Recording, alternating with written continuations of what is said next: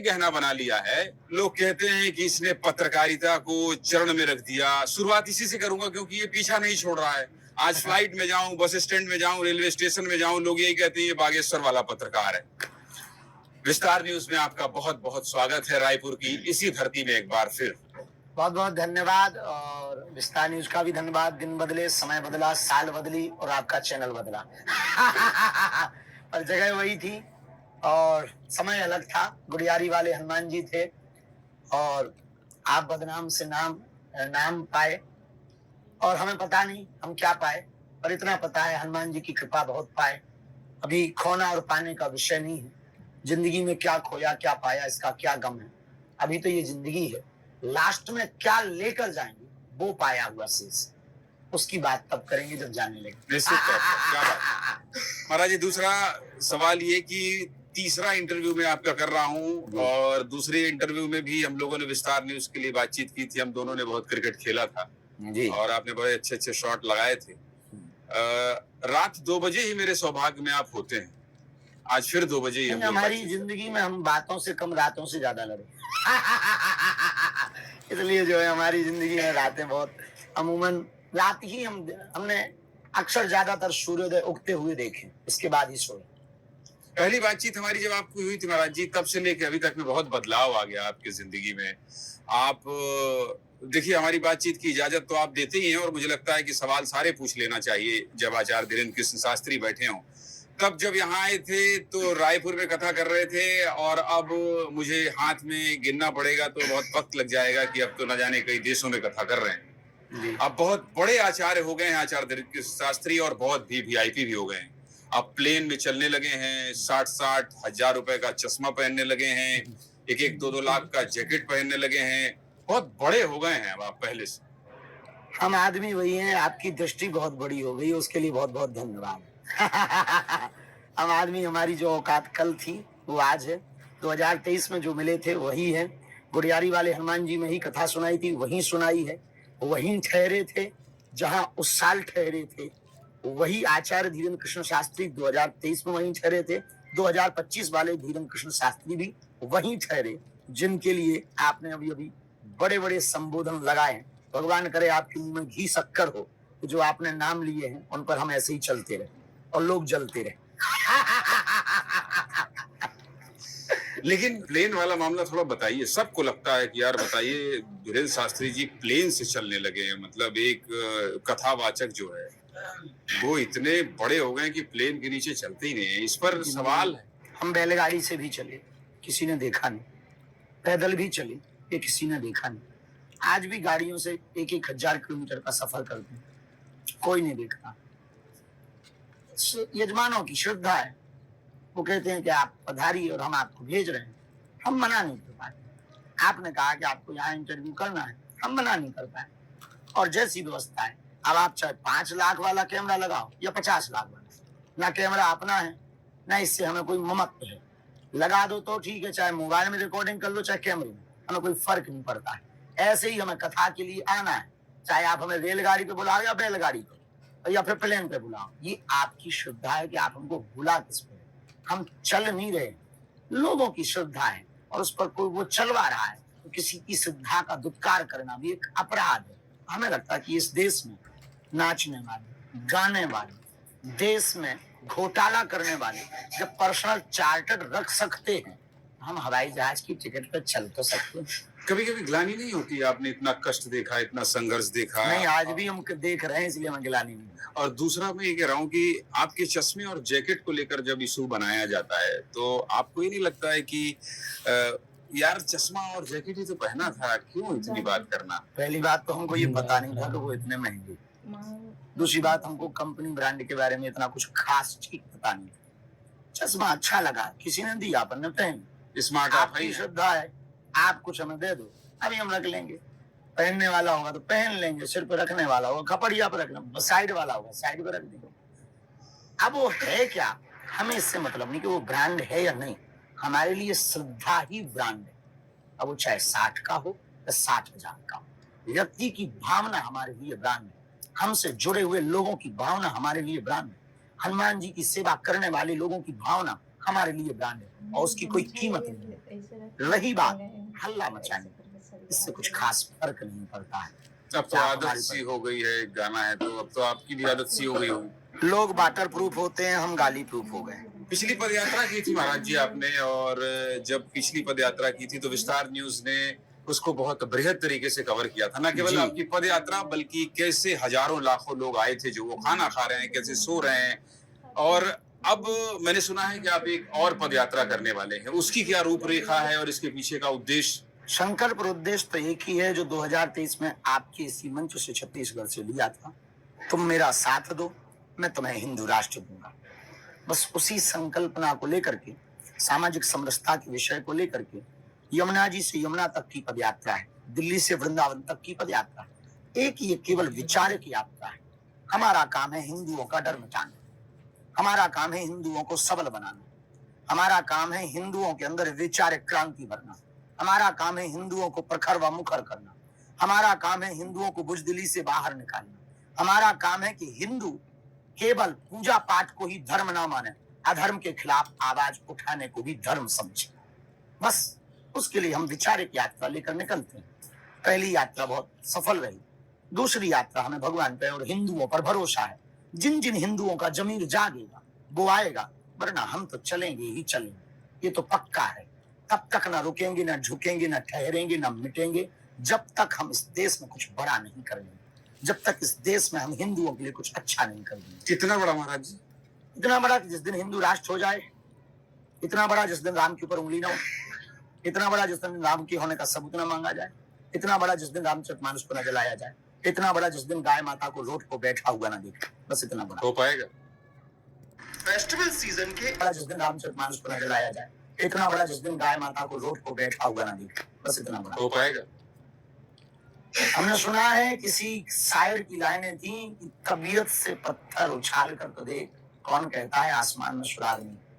साथ मिल रहा है, जब आपने अलग जगाई थी जिस समय से लेके अभी तक में लोगों का साथ मिल रहा है। आप तो पूरे देश विदेश में घूम रहे हैं, लोग आपको कह रहे हैं कि महाराज जी चलिए, और दिल से शरीर से आत्मा से आपके साथ जुड़ रहे हैं। आप हमारी बात को सुनेंगे तो यू भले आप हमें भले ही लाइक ना करो, but you know you know. हम तो कभी शुरू से नहीं कर रहे हैं। नहीं, दुनिया भी आप मुझे सुनेंगे, ये पक्का है। यदि आप हमें पसंद नहीं करेंगे तो आप मुझे इग्नोर भी नहीं करेंगे, क्योंकि हमारी जितनी बातें हैं वो सैद्धांतिक बात, जितनी बातें हैं वो बातें हैं, तर्कपूर्ण बातें, जितनी बातें हैं वो तथ्यात्मक बातें, जितनी बातें हैं वो सिर्फ और सिर्फ वो सत्य है जिस देश में बोलने की हिमाकत नहीं करते, बस और कुछ भी नहीं। लोग साथ देते हैं, जो सत्य के पुजारी है वो साथ देते हैं, जो सनातन के उपासक है वो साथ देते हैं, जिनके मन काले हैं, स्टेटस भगवान वाले, वो साथ नहीं देते। स्टेटस भगवान वाले मतलब? कुछ लोग ऐसे हैं जिनके स्टेटस तो भगवान वाले हैं पर मन बहुत काले। कॉलर ट्यून भगवान वाला रहता है, लेकिन हाँ, ये मन बहुत काले है। और हमारे एक बहुत अच्छे मित्र हैं, उन्होंने कहा था काले नाम से ज्यादा काला मन वाला आदमी खतरनाक होता है। जी। प्रधानमंत्री आए धाम और राष्ट्रपति भी आई, पूरे देश में चर्चा हुई, पूरे देश में ये कहा गया कि आचार्य धीरेन्द्र कृष्ण शास्त्री बड़ी कम उम्र के संत हैं और उनका बड़ा प्रभाव है। देखिए प्रधानमंत्री पहुंचे, वो क्षण वो पल, आज चूंकि मेरी मुलाकात आपसे हुई है, प्रधानमंत्री का किसी धाम पर आना, और देश के प्रधानमंत्री हैं लेकिन बालाजी से बड़े नहीं हैं, ये मैं समझता हूँ, पर आपके लिए भी बड़ा अद्भुत क्षण रहा होगा। वो अनुभव थोड़ा मैं जानना चाहता हूँ, जब वो आ रहे थे तो किस तरह की तैयारी, किस तरह का आओ भगत, किस तरह का स्वागत, आपके मन में क्या चल रहा था, क्या विचार चल रहा था? देश के माननीय प्रधानमंत्री जी श्री नरेंद्र मोदी जी, निश्चित रूप से उनका विजन और मिशन बहुत बड़ा है, बहुत अभूतपूर्व उनकी सोच है और करने का तरीका बहुत अभूतपूर्व। इस देश ने एक चीज तो बहुत अच्छी पाई, देश अच्छे हाथों में, इसमें कोई संदेह नहीं। हम इसलिए भी नहीं कह रहे हैं कि वो हमारे यहाँ आए इसलिए हम बहुत प्रशंसा कर रहे हैं, ये बात तो विदेशियों ने भी कही जिनका भारत से कोई खास लेना देना नहीं। और छोटी सी जगह, एक आजादी के बाद 1947 के बाद भारत आजाद भारत में पहली बार ऐसा हुआ है, किसी एक छोटे से गांव में एक स्थान पर 3 दिन के अंदर प्रधानमंत्री और राष्ट्रपति पहुंचे। 23 फरवरी को माननीय प्रधानमंत्री जी पहुंचे और 26 फरवरी को महामहिम राष्ट्रपति महोदया पहुंचे। ये बहुत अभूतपूर्व घटना हुई और ये केवल और केवल हनुमान जी की कृपा से। ये बालाजी का प्रताप था, हनुमान जी का प्रताप था, उस स्थान का प्रताप है, वहां की मिट्टी का प्रताप है, वहां बालाजी जो आशीर्वाद दे रहे हैं, जो झोली भर रहे हैं, उसका प्रताप है। और सहज से आमंत्रण को प्रधानमंत्री जी ने बहुत गंभीरता पूर्वक लिया। हम तो निमंत्रण इसलिए दिया था, जब मिले थे कि आमंत्रण दे देंगे हॉस्पिटल के लिए तो आ जाएंगे वो, और बहुत कृपा हो जाए, आ जाए तो ठीक है। पहले शुरुआत में ये सोचा कि दे देते हैं कि मुख्यमंत्री को ही फोन लगा देंगे, 2-4 बार मुख्यमंत्री आएगा, औकात बढ़ जाएगी।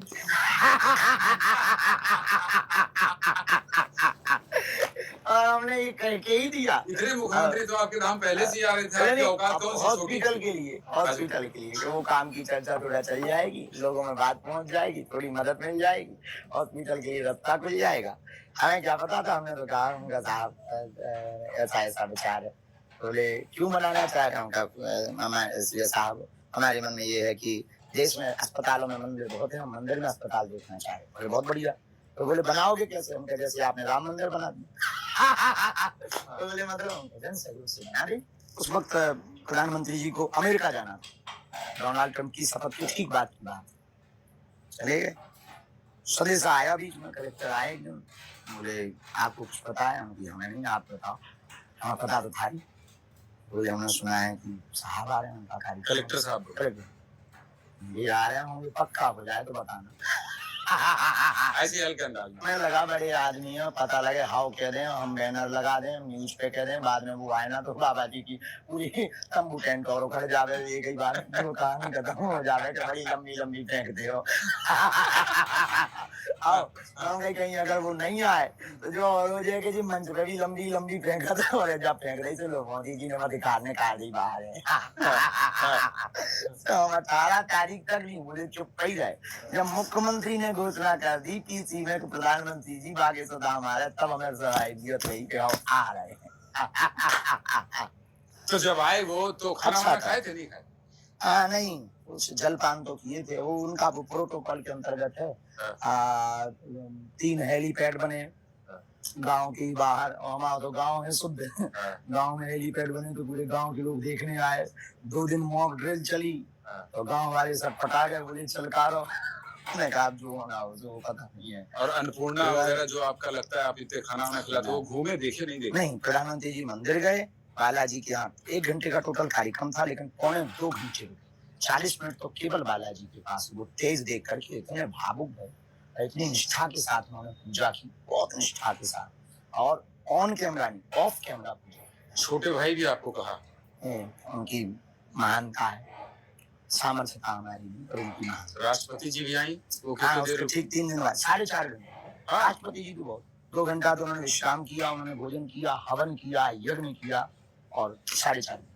अब अस्पताल का जिक्र हो ही गया है तो अस्पताल के बारे में पूछ लेता हूँ। प्रधानमंत्री जी ने जो पूछा था वो मैं भी पूछ लेता हूँ। उन्होंने कहा था क्यों बनाना चाहते हैं, मैं भी पूछ रहा हूँ क्यों बनाना चाहते हैं? आपका अच्छा खासा पर्ची वाला चल ही रहा है, पर्ची से बहुत लोग ठीक हो ही रहे हैं। हमको भी पर्ची में लिख के आपने दिया था कि इसी धंधे में बहुत आगे जाओगे तो बहुत 2-4 साल में 2 साल में पहुंच तो गए हैं ठीक ठाक। विस्तार कर रहे हैं। तो पर्ची वाला ठीक तो चल रहा है, तो क्यों बनाना चाहते हैं हॉस्पिटल? दुआ से कुछ लोगों का भला होगा, पर दुआ और दवा से बहुत ज्यादा लोगों का भला होगा। हमारा क्षेत्र बहुत पिछड़ा है, आदिवासी एरिया बहुत ज्यादा है, वहाँ लगभग 150 किलोमीटर में कोई हाईटेक बड़ा अस्पताल नहीं है, या तो झांसी है, या ग्वालियर, या भोपाल बहुत दूर है 300 किलोमीटर। हम अपने क्षेत्र में वो देखना नहीं चाहते, हम मंदिर बना करके नहीं मरना चाहते, हम अपने क्षेत्र में अस्पताल बना करके मरना चाहते। मंदिर तो है ही, अस्पताल बना करके मरेंगे तो क्षेत्र के दीनहीन लोगों को टाटा मेमोरियल नहीं जाना पड़ेगा, दिल्ली नहीं जाना पड़ेगा। इसलिए हमारे मन में संकल्प आया कि हम अस्पताल बनाएंगे। भगवान की कृपा से वो संकल्प धीरे धीरे पूर्ण हो जाएगा, भरोसा है। पिछली बार मैंने आपसे पूछा था पहले इंटरव्यू में कि इतना पैसा कहाँ से आता है, क्या करेंगे इस पैसे का, तो आपने कहा अस्पताल बनाएंगे। तब उस समय कल्पना की थी आपने पहले 3-4 साल, तो पैसा तो बहुत आ गया होगा महाराज। भगवान करे ऐसा हो जाए, हम कथा ही ना बंद कर। अभी काय को माथा पच्ची करे, बादाम पे रह के सेवा करेंगे, वहीं पे भजन कीर्तन करेंगे, वहीं पे बेटियों का विवाह करेंगे, उसके हम बिहार भर में हमारी जिंदगी कट जानी है। कहीं से जुगाड़ उगाड़ हो तो लगवा दो भैया, बाहर में अरे गए। आपसे बड़ा जुगाड़ तो देश भर में आपके इतने श्रद्धालु, इतने अनुयायी। पर हमने कभी धन के प्रति याचना नहीं की, और कहना सरल है, 1 करोड़ में भी 100 लाख होते। 1 करोड़ अगर आपको जोड़ना हो ना, 100 लाख जोड़ें तब 1 करोड़ बनते हैं।